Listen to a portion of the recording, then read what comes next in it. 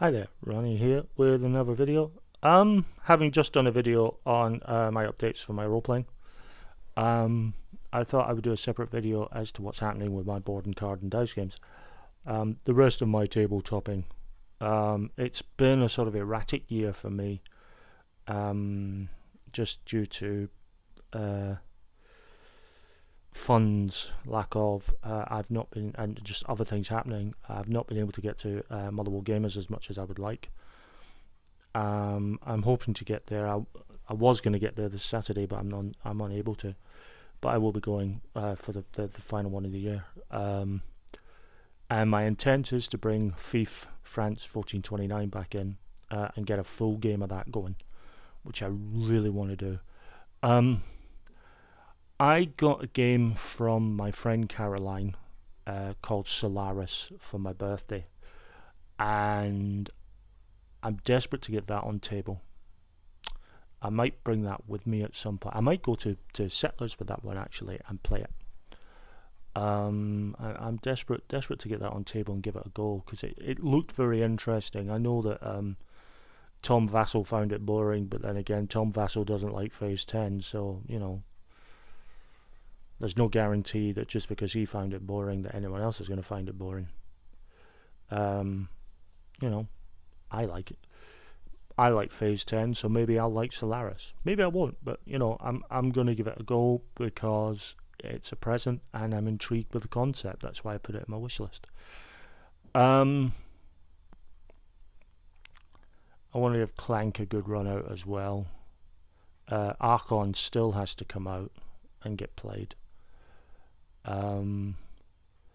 As for the community cafe club, it's pretty much the Christmas games from here on in, because we've only got a couple of sessions before the cafe shuts for Christmas, so it's going to be the Christmas games. I bought a couple of new Christmas games. I did have Santa's Bag, which is this silly little kiddies game, but it's kind of simple and straightforward, so it's it's playable for all. I've got Letters to Santa, which is the love letter variant for Christmas. Who doesn't like playing love letter? It's great fun. I've got 12 Days, which I think is a phenomenally fun trick taker. I just think it's fantastic. The two new ones that I've got are another card game called 12 Days of Christmas, which is similar to 12 Days in so much as the cards are all made up of the 12 Days of Christmas. But the idea is you get a hand of 12 cards and you're trying to get your cards out of your hand by laying down sequences, either laying down several of a kind or laying down several in a row, and you're trying to get as many of your cards out so you can be first out and you can get it. If you're the first to get all your cards out, you get a card with a present on it. You get a present, and then another round goes on and you're trying to get cards. And once all the presents have been gotten, the person who has the most presents is the winner. It looks an interesting game. I haven't tried it yet, so that's going down with me. The other one I got, there's a series of board games called Destination. Not to be confused with Destination Neptune, may I add. But Destination, they're sort of based on taxi cabs. And there's like Destination London. I think there's a Glasgow one as well. And they've brought out a variant called Destination Christmas. And I saw it and I went, you know what, it's not that expensive. And it's a board game.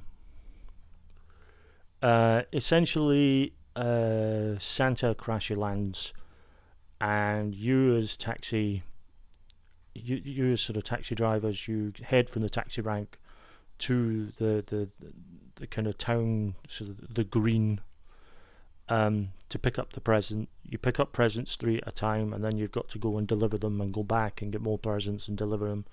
And some of the presents aren't in Santa's sleigh, they're at the toy store, and you've got to, so if you get those cards, you've got to go to toy stores first before you can go and get your presents and go and deliver them.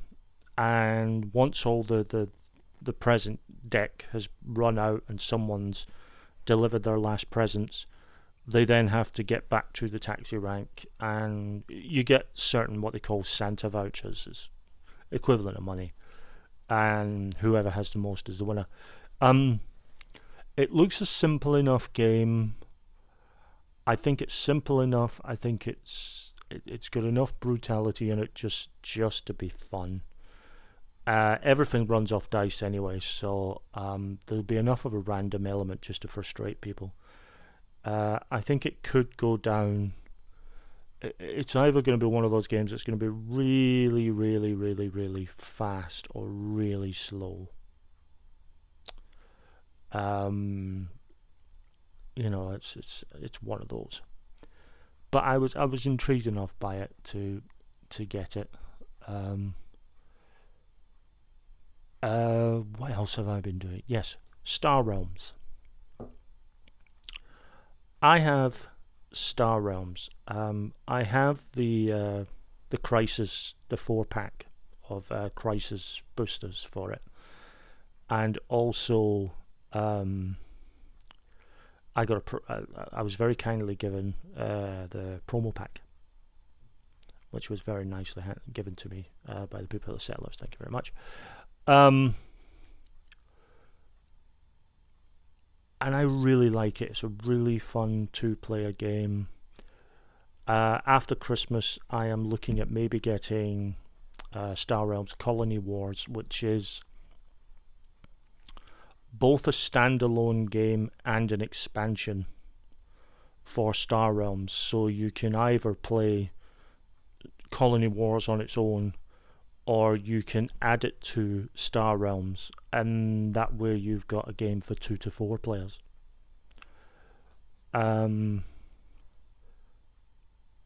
So yeah, I think that will be in my sights.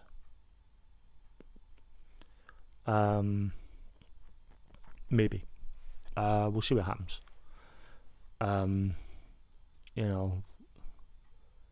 It's been sitting in my wish list, and it's currently not in my wish list. So maybe somebody's got me for Christmas. So fingers crossed for that. Hero Realms, which is the fantasy version of it, I also have. I say fantasy version. It's the same. The same mechanic. One is a sci-fi game, one is a fantasy game, but it's the same mechanic and setup. Hero Realms does play 2 to 4 players, and yeah, I'm looking forward. I like both games. Doing all right with Star Realms, actually. I haven't lost that many games playing it. In fact, the only person I've really lost to on Star Realms has been my daughter Saffron. Hi, Saffron. But that's more down to the fact that she's a phenomenally good player. I mean, she's just very good at strategy games. Kicks my ass at chess and things like that. So the fact that she's beating me at things that Star Realms doesn't surprise me in the slightest. Other game I got. I'll probably do a review video on this one. Other game I got for my birthday, which grabbed my attention very quickly, is a little game called Game of Blame, where the players are playing advisors to the Queen, and all hell is breaking loose in the nation, in the city, and it's all somebody's fault.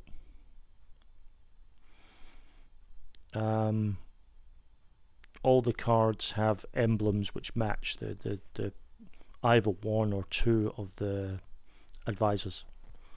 And essentially, you're trying to get you're trying to end the game with as few cards in your hand that match your emblem. It's quite a devious wee game. Really nasty. Lot of fun. I played it last time I was at Motherwell Gamers, and I've played it at Settlers since, and it's a fun wee game. Only slightly annoying thing is I ended up having to bin the box and get a deck box for it, because I sleeved the cards to put them in protective sleeves, which meant it was impossible to put them back in a bloody box again. So I had to get a deck box and bin the box. But that's life. I do wish when people make these games, they make boxes big enough so that if you sleeve them, they can still go back in the box. But Quicks is getting a lot of play as well, which is really fun to see. I'm really happy that Quicks is getting a lot of love, because it's a lovely wee game. So yeah, lots to play, lots to enjoy. I'll probably do some gaming over Christmas, but other than that, it's just going to be a fun time for me. So thanks very much for watching, and I'll be back soon with another video.